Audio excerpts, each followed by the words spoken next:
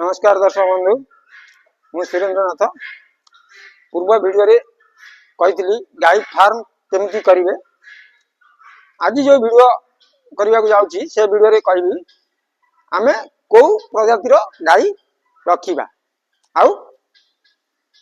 कौ प्रजातिर गाई अधिक क्षीर आमको दे पार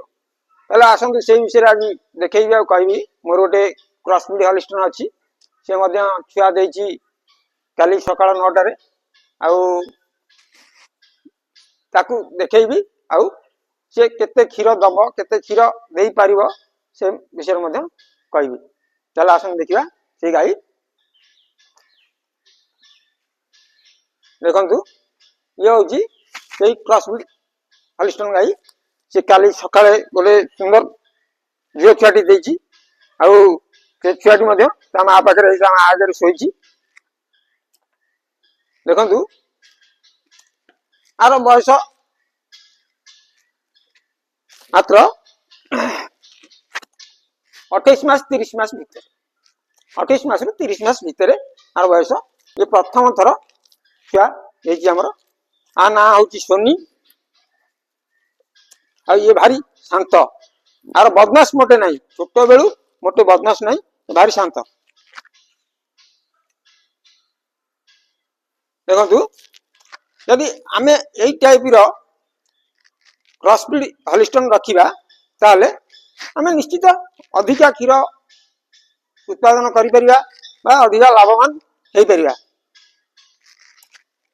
ये क्रॉस ब्रीड गाई रखिले आम से खाद्य दवा से घास नड़ा दाना ये सब जी तार आवश्यक ता शरीर नहीं जी तार आवश्यक से ठीक परिमाण रे दबा ताले से निश्चित हमको अधिक मात्रा रे क्षीर दे पार आउ तार कौन असुविधा हेनी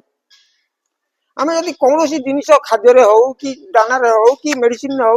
जेकोसी बाबद तार यदि कौन अवहेला कले आम निश्चित निश्चित तार माने क्षीर रे कम पाइला आउ निश्चित से गाईर देह पा हो कि भल हो सब जो भी आम असुविधा पड़ा आमको सब बेले नजर रखा पड़ो कौन ना ए गाईर उच्चता केते अच्छी ओजन केते अच्छी से केते खाद्य खाइब केते खाद्य खाइले ता शरीर ठीक रहिबो आमको क्षीर से परिमाण रे दे परिबो सेटा हमर प्रथम माने जोटा कि निहाती जरूरी गाईर ओजन टा तो हम तो कंटा रखिने कि कंप्यूटर कंटा रखिने गाईटा को ओजन करिया किंतु अनुमान अनुमान हिसाब रे आम साधारणतः ये गाईटा अनुमान कर 4 क्विंटाल हम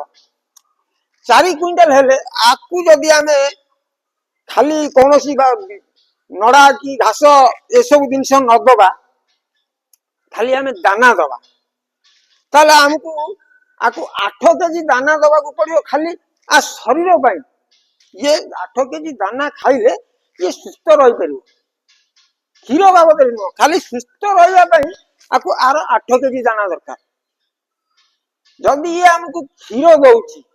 20 लिटर क्षीर दौर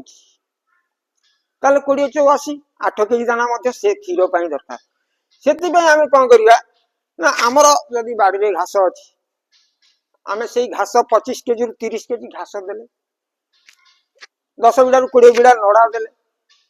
आउ दाना जो दाना कि आमर कौ दाना कहे ना मक्का पिड़ुआ आउ खंडी गहम मुग चुनी ए सब मिश्रण करी आपको जदि 7 किलो 8 किलो देले ताले ये आराम से हमको 20 लिटर क्षीर दे पार कहीं ना आर अच्छी ताकत अच्छी ओजन अच्छी ये 20 लिटर क्षीर देवार कैपेसिटी अच्छी आपको जदि आम नदबा खाद्य ताले से दब कौट से दुर्बल हम ये छुआ दे माने क्षीर निश्चित दब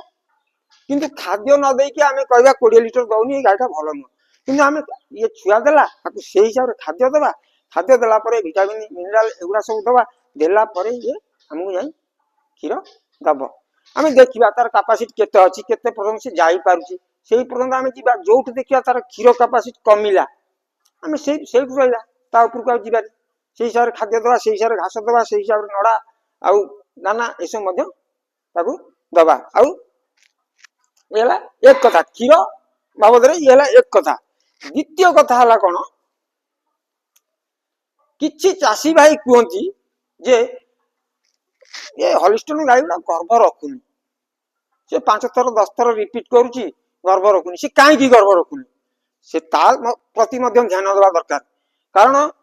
आम ये धर ये गाई कथा पड़ी ये जो गाई मुझे आपको खाद्य देवी खाइबा तार जी आवश्यक से नदी कम देली आड़े क्षीर दुई चल ता शरीर दुर्बल खाली शरीर दुर्बल दुर्बल है संगे संगे जो छुआ दबार कैपेसिटी से दुर्बल है किंतु जदि तापाई आम मिनराल मिक्सचर जी आवश्यक से दबा कैल्शियम जी आवश्यक से दबा ता बॉडी ताहले आमको कौन छुआ रखार प्रोब्लेम हम ना गाई ठीक 60 दिन हिट के आसब प्रथम हिट छाड़ा 90 दिन भीतर जो हिट के आसो किंतु आमे आड़े जदि से जिनस गुड़ा से खाद्य बाबद आम तार तो ओजन अच्छी 4 क्विंटाल आम खाद्य आड़े दुर्बल कर देथिबा आड़े क्षीर दुई चलथिबा ऑटोमेटिक मनुष्य जदि खाद्य कमी जाउची से दुर्बल होउची ये तो पशु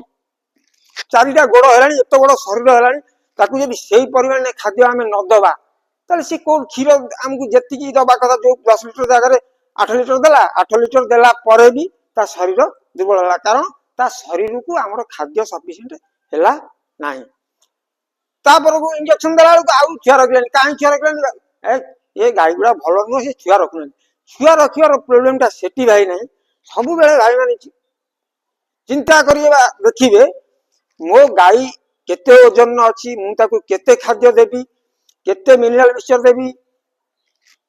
केते दाना देबी आ मिश्रण दाना देबी एगुड़ा यदि सफिशिएंट गाई रखिबे ताले तार छुआ दबारे छुआ रखिबारे कोनोसी प्रॉब्लम हबो नाही जदि छुआ रखिबारे एमानकर प्रॉब्लम होतांता आम ओडिशा रे हो कि ओडिशा बाहर हो जो भाई माने बड़ बड़ डायरी फार्म करचंती आमे सिना 10टा 20टा कि 25टा रखिचु आमरी भली चासी रखिचंती शह शह संख्या रे एई मान सेमाने तो रखंदिनी कारण ए माने छुआ रखिबार प्रॉब्लम होची एमान को आमे रखिबानी ये तो थरे छुआ दला आउ थरे छुआ दवा पे पड़ेगो 3 वर्ष आकु रखिले आमे लॉस हबा मन रखि चाष करिवे जदि जे कोनसी गाई जदि 60 दिन रु 90 दिन भितर हिट की न आसिला ताले से गाई आपण मान को लॉस रे पकेइबो कारण से गाई जदि थरे रिपीट कर दबो सेठी आपण 3 मास जगह 5 मास को पळेबे जेतेबेले गाई रो आड़े गर्भ रखिबा टाइम लेट हे चलिबो सेतेबेले आपण फेर छुआ देला को तार आड़े क्षीर कमी जाइतबो छुआ दवा लेट हबो आपण सेतिरे लॉस ही लॉस करी किंतु सबु बेले मन रखंतु जो पशु आमे रखुचे ताकू जो आमर जेती कैपेसिटी गोटिए हो कि 2टा हो कि 5टा हो आमर जेती की कैपेसिटी से कैपेसिटी भितर तार शरीर ओजन हिसाब रे ताकू आमे सफिशिएंट खाद्य दबा मिनरल मिक्सचर दबा आउ मिश्रण दाना दबा ताहले से गाई रो कोनोसी शरीर भितर असुस्थ रहइबो नाही कि से गाई असुस्थ हबो नाही से सब बेले सुस्थ रहिथिबो आउ गर्भधारण मध्ये सुस्थ रहिबो गर्भ मध्ये रखिबो ये गला द्वितीय कथा तृतीय कथा किछि भाई माने कहउचंदी जे गाई हमरो 8 मास हे गलानी आउ क्षीर बंद कला को बंद होनी एत बड़ पना है कि रहउची चेर गुडा फुली जाउची आउ क्षीरटा बंद होनी से सेठी से माने कोन करचंती काहे कि से क्षीरटा बंद करि पानंती 8 मास हबा पर्यंत एमान तो क्षीर बंद करिवे नाही क्षीर सिम छुआ दबा जाके भी यदि 2 मास देबे किंतु आमे जहाँ बेले गोटे गाई की 7 मास टपिला जेमती गर्भ रखिबार 7 मास टपिला जेमती ताकू सेते बेले आमे क्षीर बंद करिया निहाती दरकार जदि आमे ताकू 3 मास रेस्ट न दबा 3 मास न तो 7 मास रु हेले 2.5 मास यदि 2.5 मास हम ताकू रेस्ट न दबा क्षीर सेमती दुई चलिया ताले द्वितीय थर से क्षीर दबार कैपेसिटी ता पाखे नथियो जो गाई 10 लिटर दउथियो से पळे आसियो 7 लिटर कि 6 लिटर पळे आसियो काहे कि से सेठी रेस्ट पाइलानी ता शरीर किछि खाद्य जो खाइला ता शरीर विटामिन जति के आसिया कथा जति संग्रह करिया कथा क्षीर रो रेस्ट नेला पर क्षीरटा जति वृद्धि पाइया कथा एटा वृद्धि पाइलानी सेति भाई हमकु बंद करिया पड़ियो हां तापर से जो चासी भाई को कथा कहउतली कि चासी भाई मध्ये कहउछन ଯେ କ୍ଷୀରଟା ବନ୍ଦ ହଉନି ସଫିସିଏଣ୍ଟ ଖାଦ୍ୟ ଦେଇ ଚାଲୁଛନ୍ତି। ଯେତେବେଳେ ଦୁହୁଁଥିଲେ ଯୋଉ 5 କିଲୋ ଖାଇବାକୁ ଦଉଥିଲେ, ଯେତେବେଳେ ଛାଡିବା ଟାଇମ ହେଲା ସେଇ 5 କିଲୋ ମଧ୍ୟ ଖାଇବାକୁ ଦେଇ ଚାଲିଲେ। ତାହେଲେ କ୍ଷୀର ବନ୍ଦ କରିବେ କେମିତି? ଯେତିକି ତ ଖାଦ୍ୟ ଦେଲେ, ଆମେ ଯେତେବେଳେ ଗାଈଟା କ୍ଷୀର ଛାଡିବା ପାଇଁ ବନ୍ଦ କରିବା ପାଇଁ ଆମେ ଚେଷ୍ଟା କରିବା, ସେତେବେଳେ ଆମେ କଣ କରିବା ନା ଗାଈର ଖାଦ୍ୟ ଯୋଉ କ୍ଷୀର ପାଇଁ ଯୋଉ ଖାଦ୍ୟଟା ଦଉଥିଲେ, ତାମାନେ ନୁହେଁ ଯେ ପୁରା ପୁରା ଖାଦ୍ୟ, କ୍ଷୀର ପାଇଁ ଯୋଉ ଖାଦ୍ୟଟା ଦଉଥିଲେ ସେଇଟାକୁ ଆମେ ଧୀରେ ଧୀରେ 4-5 ଦିନ ବେଳକୁ ଟୋଟାଲ ବନ୍ଦ କରିଦବା। ଟୋଟାଲ ବନ୍ଦ କରିଦେଲେ କ୍ଷୀର ଖାଦ୍ୟଟା, ତାହେଲେ ସେ ଗାଈ ଆସ୍ତେ ଆସ୍ତେ ତାର କ୍ଷୀର ଶୁଖି ଶୁଖି ପଳେଇ ଆସିବ। ବାସ୍ ଯୋଉ କ୍ଷୀର ପାଇଁ 2 କେଜି ଦଉଥିଲେ ସେ 2 କେଜି ବନ୍ଦ ହେଇଗଲା। ଯୋଉ କ୍ଷୀରଟା ଆମକୁ ସେ 3 ଲିଟର ଦଉଥିଲା ସିଏ ଖସି ଖସି ପଳେଇ ହେଲା ଲିଟର ପାଖକୁ, ସେତେବେଳେ ଆରାମରେ କ୍ଷୀର ବନ୍ଦ ହେଇପାରିବ।